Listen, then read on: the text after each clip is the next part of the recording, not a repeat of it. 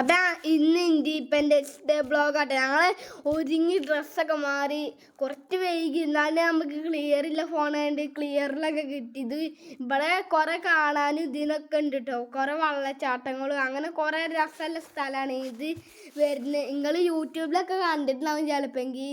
ഇത് വരുന്നത് മലപ്പുറം ജില്ലയിലാണ്. നല്ല ടൂറിസ്റ്റ് സ്പോട്ടാണ്. ഇതിൽ കൂടി ഇങ്ങനെ ട്രാവലിങ്ങിനൊക്കെ ആൾക്കാർ. ഹലോ ഗൈസ്, അപ്പം ഞങ്ങൾ സ്വാതന്ത്ര്യത്തിന് പോവുകയാണ്. അപ്പം നമുക്ക് പോകാം.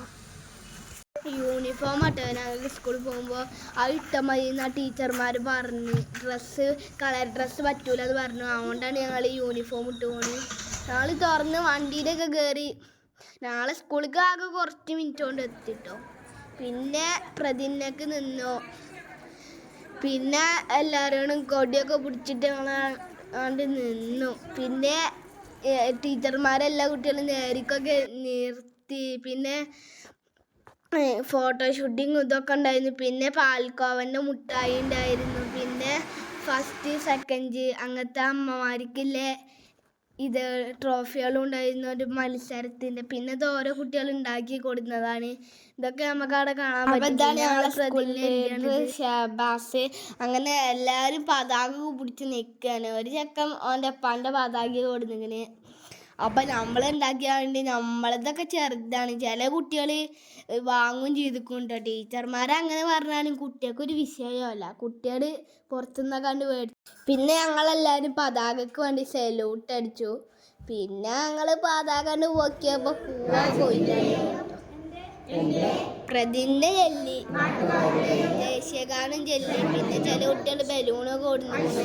പിന്നെ ചെറിയ പതാകകളും കൊടുക്കുന്നു, ബലൂണും കൊടുക്കുന്നു. പിന്നെ ഞങ്ങളോട് എല്ലാവരും ഉയർത്തിയിട്ട് ഇങ്ങനെ മേലേക്ക് ആക്കിയിട്ട് പതാക വീശാനൊക്കെ പറഞ്ഞു. ഞങ്ങളൊക്കെ അങ്ങനെ ചെയ്തു.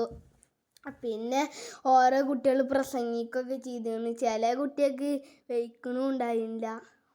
പിന്നെ ചിലർ പാട്ട് പാടുന്നുണ്ടായിരുന്നു. LKG കുട്ടികൾ പാട്ട് പാടും, UKG കുട്ടികൾ അങ്ങനെ ഓരോ കഥകളൊക്കെ പറഞ്ഞ് പ്രസംഗിക്കുകയൊക്കെ ചെയ്തു. പിന്നെ അങ്ങനെ പെൺകുട്ടി ആൺകുട്ടി അങ്ങനെ എല്ലാതും ഒക്കെ പതാക പിടിച്ചിട്ടാണ് വരുന്നത്. അങ്ങനെ ഫുള്ള് സൂപ്പർ ആയിരുന്നു, അടിപൊളിയായിരുന്നു. ഈ ചെക്കൻ്റെ പാട്ടാണെങ്കിൽ അടിപൊളിയായിരുന്നു. ഈ ചെക്കൻ നേരിക്ക് പഠിക്കുന്നു. അപ്പം ഞങ്ങൾക്കൊരു പരിപാടി ഉണ്ടായിരുന്നു, കല്യാണം ഉണ്ടായിരുന്നു. അതുകൊണ്ട് ഞങ്ങൾ ഫുള്ളായിട്ട് തന്നെ പോന്നിങ്ങനെ. പക്ഷേ എല്ലാ കുട്ടികളും പോയിട്ടൊന്നും ഉണ്ടായിരുന്നില്ല. പക്ഷെ പാട്ടും പ്രസംഗങ്ങളൊക്കെ കഴിഞ്ഞിരുന്നു കേട്ടോ. പിന്നെ ടേബിളിന്മേൽ കൊടിയൊക്കെ ഇരിക്കുമ്പോൾ അതൊക്കെ ഞങ്ങളെ ക്ലാസ്സിൽ നിന്ന് കുട്ടികൾ കൊടുക്കുന്നതാണ് കേട്ടോ. പിന്നെ ഒരു കുട്ടി പാട്ട് പാടി. പിന്നെ അങ്ങനെ അങ്ങനെ മറിഞ്ഞ് പാട്ട് പാടില്ലായിരുന്നു.